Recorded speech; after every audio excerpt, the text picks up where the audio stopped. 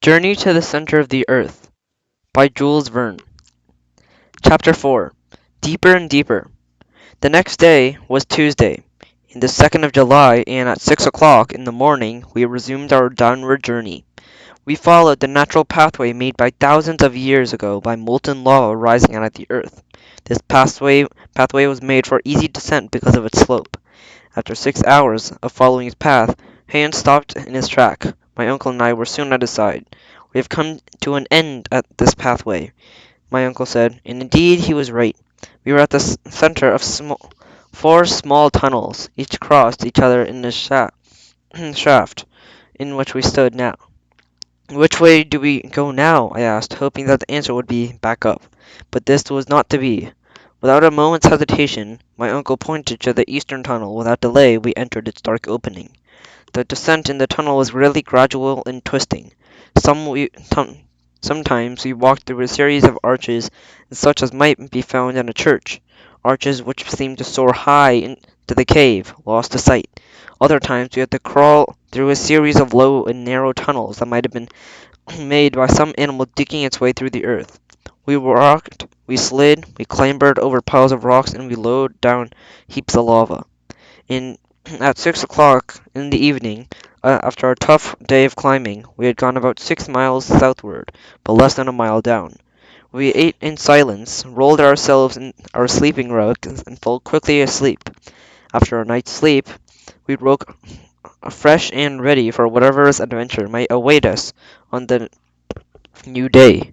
But the tunnel through which we were traveling soon became absolutely horizontal, and at times seemed to be sloping upwards. Finding this upward climb tiring, I stopped, and my uncle, seeing this, came to me. "What is the matter?" he asked. "Are you tired after only 3 hours? Haven't you noticed that we aren't going down but up?" I asked him. He looked shocked. "Up? How can that be?" he asked, looking at the sloping tunnel. "There's no doubt about it. For the last half hour the slope has been upwards. If we continue this way we might find ourselves back in Iceland." My uncle shook his head, not ready to admit that he had been mistaken by choosing the eastern tunnel. He would not answer me, but started moving again once more. Then moving along the upper tunnel, Hans first, then my uncle, then me. I did not want to lose sight of them. My worst fear was finding myself alone in the underground world. And besides, I reasoned, each new step took us closer to the surface. Now, itself was a good thing. About 12 o'clock I began to notice the change in composition of the walls. They were no longer made solely of lava, but of living rock.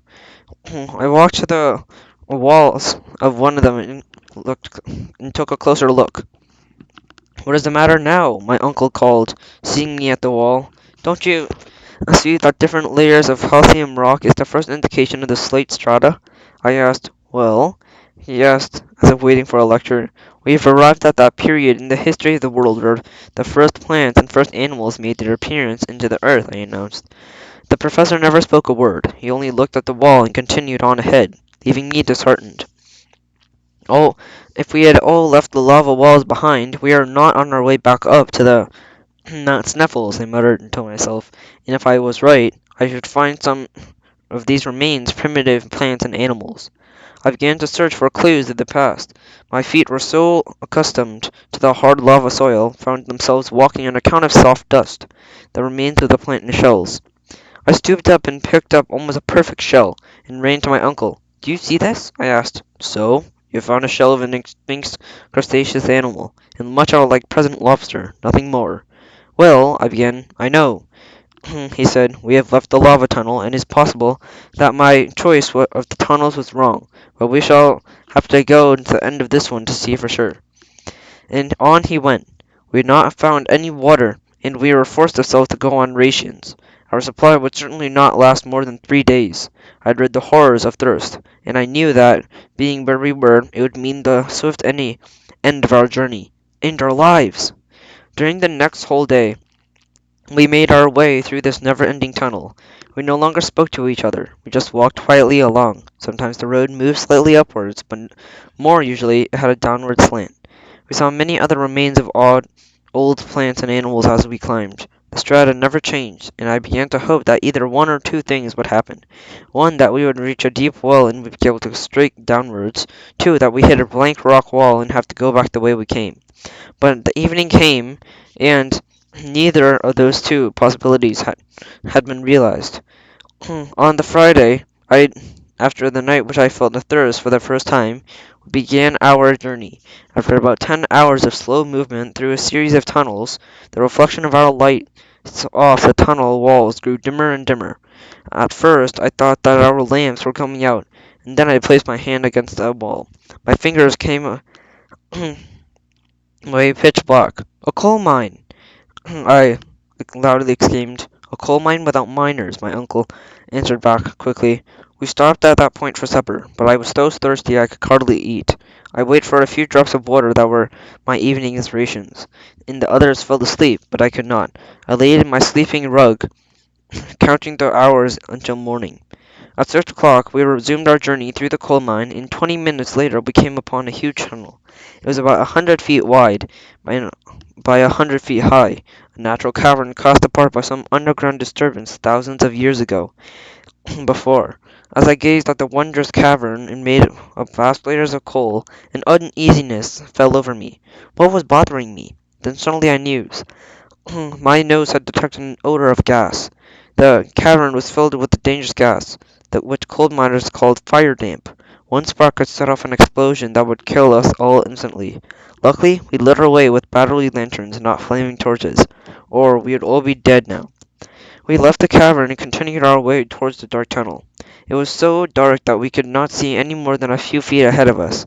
My uncle was impatient for the road to cease its horizontal direction and start heading downwards. I felt that the tunnel would go on this way for months. Suddenly, at 6 o'clock, we came to face with a blank wall.